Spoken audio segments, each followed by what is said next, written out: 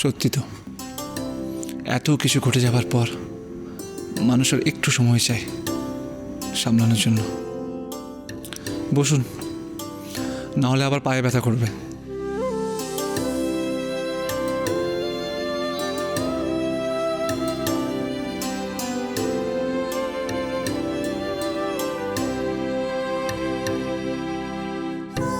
আপনার খারাপ লাগলো না তো? আপনার তাই মনে হয় আমাকে?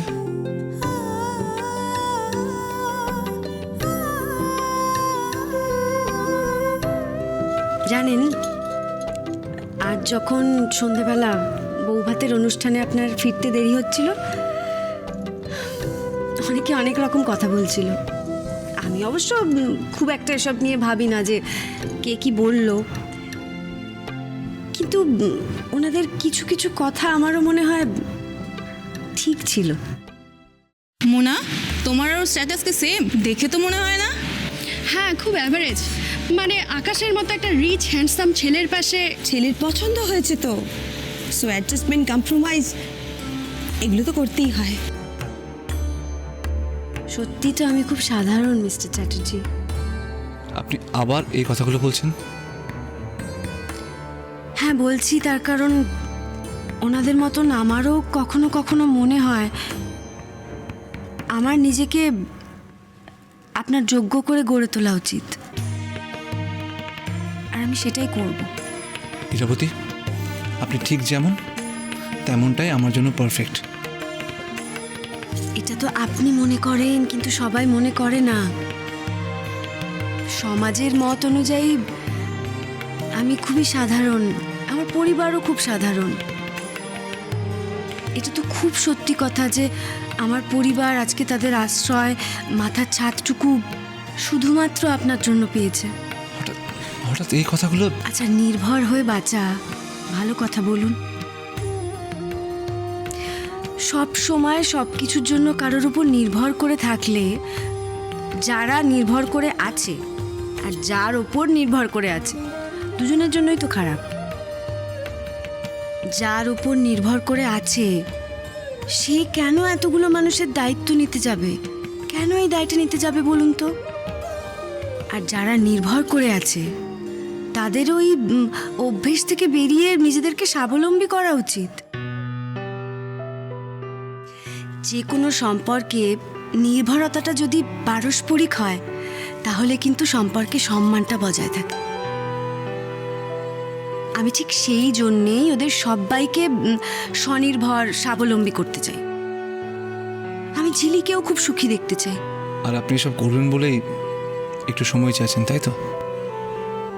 কয়েকটা দিন মাত্র সময় চাই আপনার কাছ থেকে। নিজেকে আমি ততটাই যোগ্য প্রমাণ করতে চাই যাতে ওই কথাগুলো আর কেউ কোনোদিন আমায় বলতে না পারে। ইরাবতী, আমি কিন্তু আগেও বলেছি আপনি যথেষ্ট যোগ্য। সেটা তো আপনি বলেছেন। আপনার মতন এই কথাটা আমি নিজের ভেতর থেকে অনুভব করতে চাই।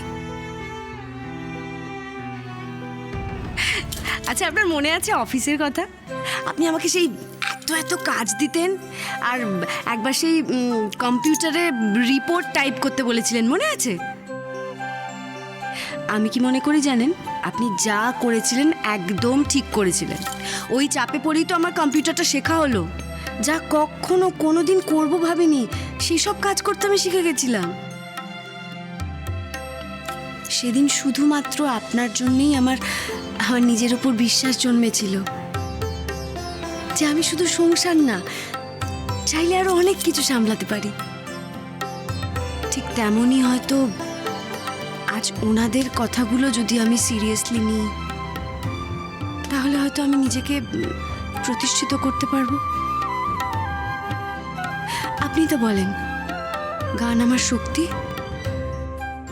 আমি গান গেয়ে অনেক বড় হতে পারি না বলুন? আমি গান গেয়ে নিজের একটা ঠিকঠাক জায়গা তৈরি করে যদি যদি আমার পরিবারকে ভালো রাখতে পারি, তাতে তো দোষের কিছু নেই, তাই না?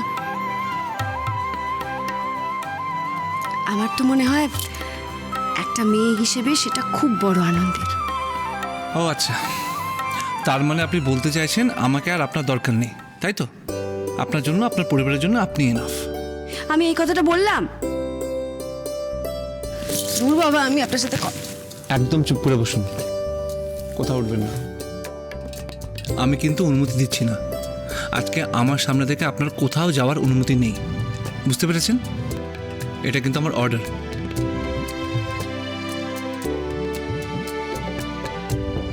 আমি জানি আপনি যতই কারণ দেখান না কেন, আরেকটা কারণ কিন্তু আছে।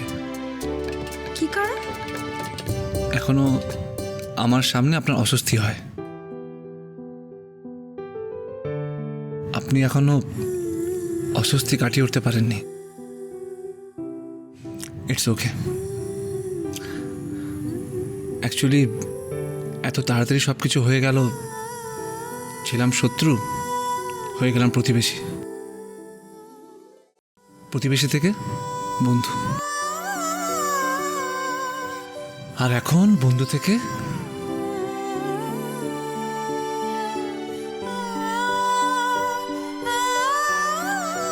তাকান আমার দিকে। আমি আমাদের ভালোবাসাকে একটু সময় দিতে চাই।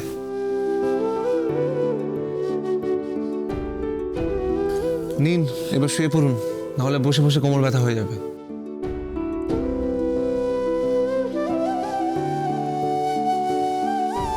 কাল সকালে কিন্তু ড্যাডকে নিয়ে মাকে আনতে যাচ্ছি, আপনার মনে আছে তো? আগে হ্যাঁ মহারাজ, ভালো মা সবটা জানলে কি খুশি হবে না? আমার তো খালি মনে হচ্ছে কখন সকালটা হবে। আর আমার মনে হচ্ছে এই রাতটা যেন শেষই না হয়।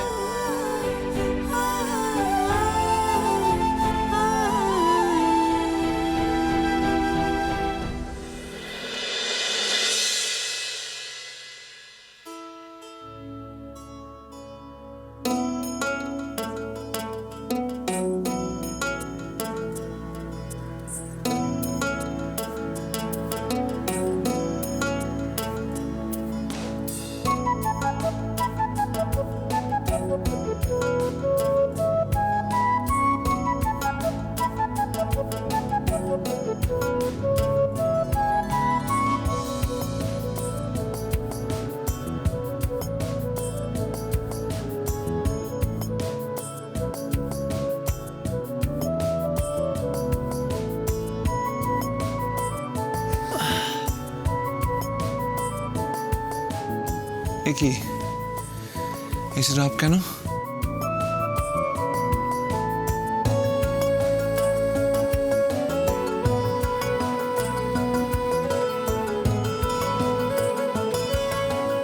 ও, ইনি বন্ধ করেছেন।